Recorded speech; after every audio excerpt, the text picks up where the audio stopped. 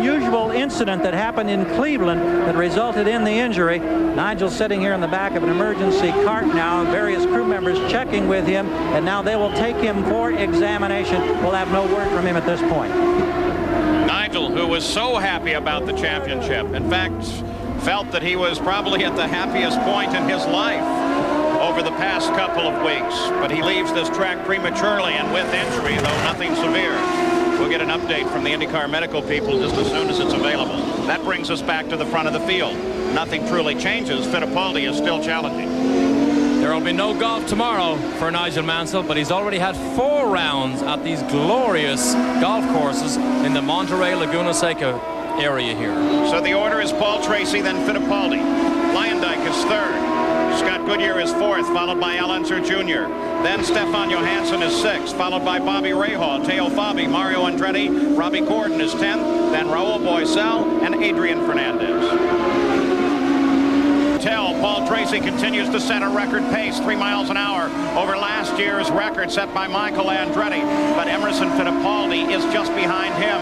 Gary Gerald, there could be some interesting tactics at play here. Well, indeed, Paul, because there's a huge bonus at stake for Emerson Fittipaldi, let alone the individual pride in trying to get his 4th win to match Tracy's 4 this season. That Marlboro bonus that goes to the man who starts from the pole has built to $60,000 for this race. So if Emo can get by Tracy, he's got a huge payday in store. Now let's go to the Penske pits. We'll learn more from Jan. Well, we checked with Emerson Fittipaldi's crew and we asked, have you told Emerson that Paul Tracy's belts are loose? This was 3 laps ago. They said, no, we don't have to tell Emerson that. He is going to go after the win. Well, we now have a report that last lap they did call Emerson and tell him the problems that Paul Tracy were having. Obviously, they want him to smell the blood of that prey that he's trying to hunt down.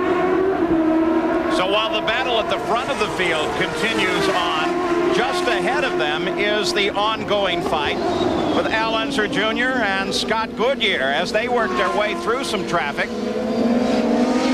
Fernandez is now between Tracy and Emerson. This is where Tracy got in trouble earlier. He was not prepared to slice through traffic, and this is where Emerson gobbled up his lead. Now he follows Al Jr.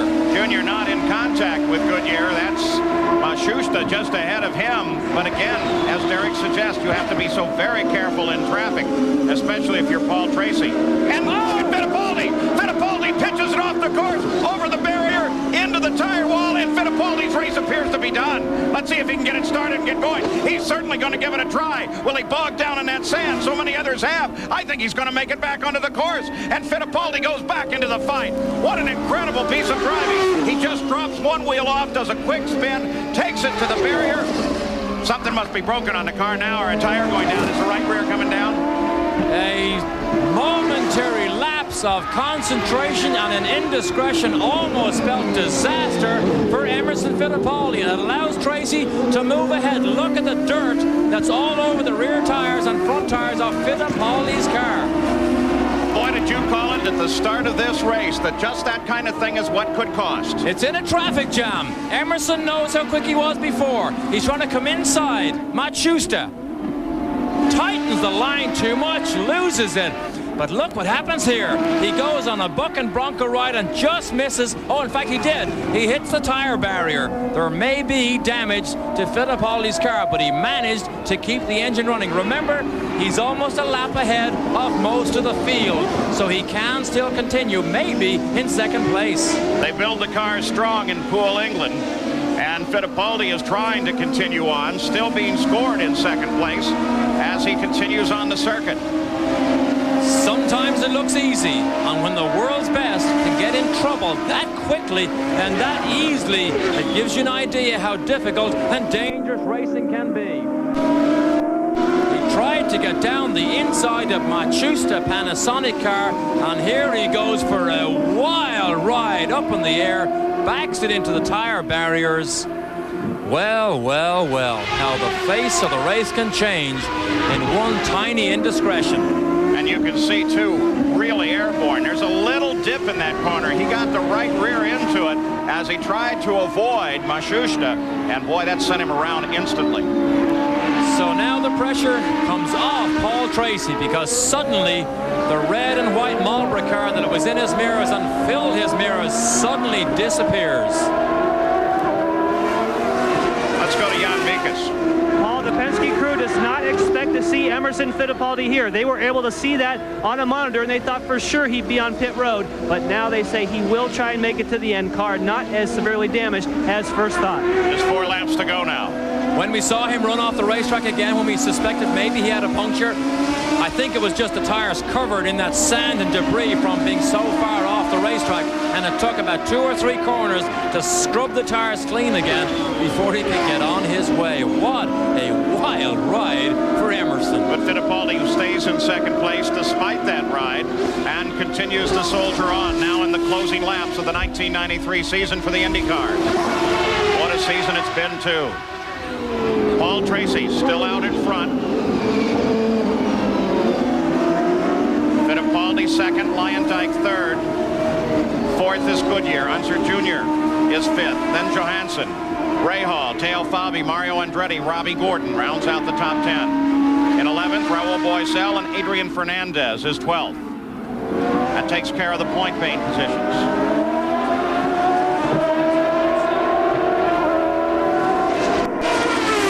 So the fight's over. Now it becomes a reliability run for Tracy, who's got those seat belts undone. That is scary. You can see there is damage on the rear wing of Emerson's car, but it didn't break it off. So Lyondike now still all alone in his best finish, a rostrum finish for Lyondike in his last race with Chip Ganassi's team. And he's still not going to give it up at all. He's going to drive this thing right to the finish as hard as he can. As he flashes across the line, 81 laps complete. His wife Mika is here, her first trip to a race after giving birth to twin boys. So Ari Lyondike is now a proud father of 5 children, all living in Phoenix, Arizona.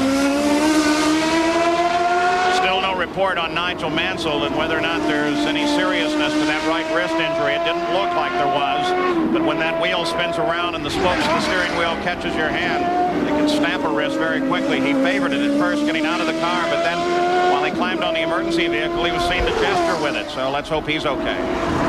Lyondike had a great run in qualifying, managed to qualify 5th. Believed he could have been much higher, maybe up on the second row beside Mansell, except he was blocked on his fastest lap by Nigel Mansell all the way down into turn 2. Now the report comes from IndyCar. Nigel Mansell was checked by the IndyCar medical team and has been released, so no indication of any serious injury there. Tracy all alone works his way through the field. 82 laps complete, 2 to go. Domination here by the Penske cars. Tracy has now lapped everybody all the way up to 4th place, which is now held by Scott Goodyear. Well, the interesting thing is Tracy was not the fastest car on the racetrack. Fastest lap of the race is still held by his teammate Emerson at a 72.59. He did that time very early in the race on his first set of tires. Well, Paul Tracy, one would have expected Nigel Mansell to be the master of the natural terrain road courses, but in fact, Paul Tracy has proven to be the road course master this year as he heads for yet another victory. Jens Wintrall with the white flag. The final lap of the 1993 PPG IndyCar World Series, and Paul Tracy merely has to hold on right at 2 miles now. He is unchallenged by his teammate Fittipaldi, who continues in second. Fittipaldi, in turn, is unchallenged by Lyondike. Scott Goodyear is in 4th. Unser Jr. is 5th.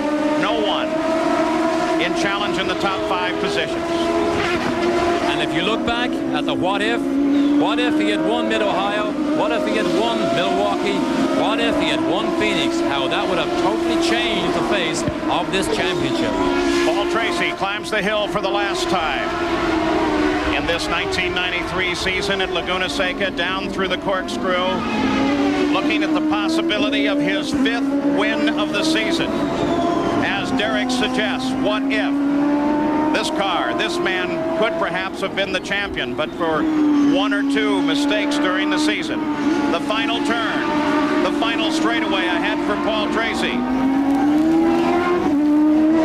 And Paul Tracy climbs the hill. The Marlboro car, the Penske powered by Chevrolet, takes the checkered flag.